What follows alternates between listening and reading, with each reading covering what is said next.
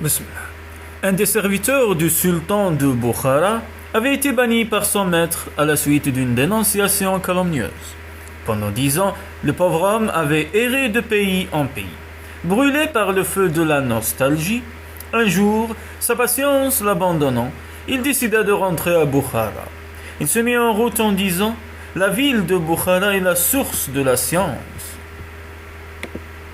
Puis, il me faut y aller car c'est pour moi le seul moyen de rejoindre ma bien-aimée.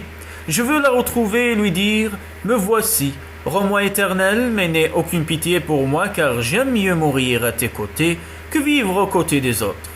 J'en ai fait 100 fois l'essai sans toi, plus rien n'a de goût. Ô musicien, chantez, réveillez mon cœur. Ô mon chameau, mon voyage est terminé. Ô la terre, bois mes larmes. Ô mes amis, je m'en vais. Je vais rejoindre celui à qui l'on obéit. Mon cœur se languit de Bukhara. Voilà ce qu'est l'amour de la patrie pour un amoureux. » Ses amis lui dirent « Ô insensé, réfléchis un peu aux conséquences de tout ceci. Sois raisonnable. Ne te détruis pas comme le papillon qui se jette dans le feu. Si vraiment tu vas à Bukhara, alors tu es un fou et mérites d'être jeté en prison. Là-bas, le sultan t'attend, plein de colère, l'épée aiguisée. Dieu t'a donné une occasion de te sortir de cette situation et toi, tu cherches le chemin de la prison.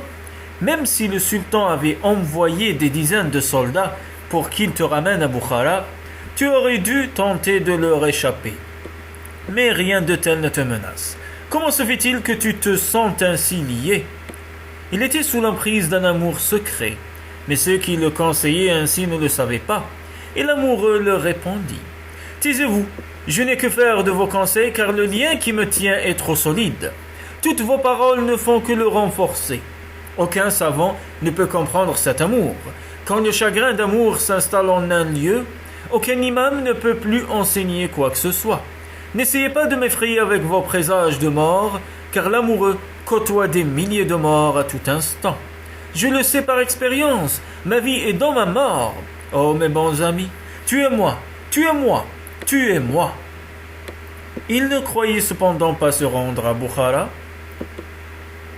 pour suivre l'enseignement d'un maître, car le véritable enseignant pour un amoureux, c'est la beauté du bien-aimé. Les leçons, les cahiers, les livres, ce sont sans visage. C'est un tournoiement et un frisson. Donc, l'amoureux prit le chemin de Bukhara et le sable du désert s'est transformé en soie sous ses pieds.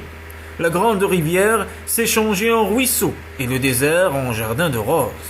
Il aurait pu aussi bien être attiré par la ville de Samarcande, mais ce qui l'attirait c'était Bukhara. Et quand il vit au loin se dessiner le contour des remparts, il perdit connaissance. On lui passa de l'eau de rose sur le visage pour le ranimer. Et rempli de joie, il rentra à Bukhara. Tous ceux qu'il rencontra lui dirent « Ne te montre pas ainsi, le sultan te recherche, il veut se venger de toi 10 ans après. Au nom de Dieu, ne te mets pas en danger. Tu étais l'aimé du sultan, son vizir, son conseiller. Tu as été reconnu coupable et as été banni. Puisque tu n'en as réchappé, pourquoi reviens-tu » L'amoureux leur répondit « Je suis un assoiffé, je sais que l'eau peut me tuer, mais même si mes mains et mon corps gonflent, rien n'étanchera la soif de mon cœur fougueux. Et à qui me demandera des explications, je répondrai.